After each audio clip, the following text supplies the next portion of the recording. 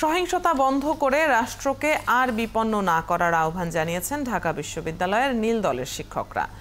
কেউ যেন পরিস্থিতিকে আরও খারাপের দিকে না নেয় সেজন্য সবাইকে দায়িত্বশীল আচরণের আহ্বান জানান। সকালে ঢাকা বিশ্ববিদ্যালয় ক্যাম্পাসে সন্ত্রাস ও নৈরাজ্যের প্রতিবাদে এক মানববন্ধনে এসব কথা বলেন শিক্ষকরা।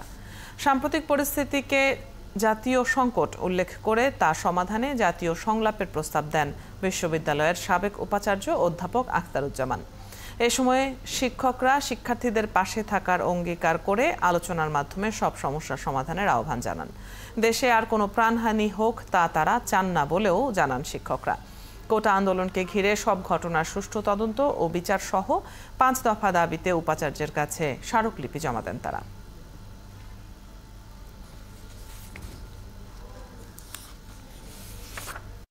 শিক্ষার্থীদেরকে, গার্জিয়ানদেরকে বিভিন্ন তথ্য দিয়ে, মিথ্যা তথ্য দিয়ে ফেসবুকের মাধ্যমে যে সমস্ত ঘটনা ঘটনায় সেটা বর্ণনা তারা করছে। এটি শিক্ষা প্রতিষ্ঠানের কোনো একাডেমিক ইম্প্যাস না, এটা একাডেমিক কোনো সংকট নয়, এটি হলো এখন একটি জাতীয় সংকট এবং এই জাতীয় সংকটটি তৈরি হয়েছে কিছু পলিটিক্যাল স্থবিরতার কারণে, পলিটিক্যাল ইম্প্যাসের কারণে, এবং সেই জাতীয় সংকট জাতীয়ভাবেই সমাধান করা প্রয়োজন হবে। আমরা সকলে হত্যাকাণ্ড এবং যাদের উপর আক্রমণ করা হয়েছে সেই আক্রমণ এবং হত্যাকাণ্ডের তীব্র প্রতিবাদ জানাই এবং নিন্দা জ্ঞাপন করি।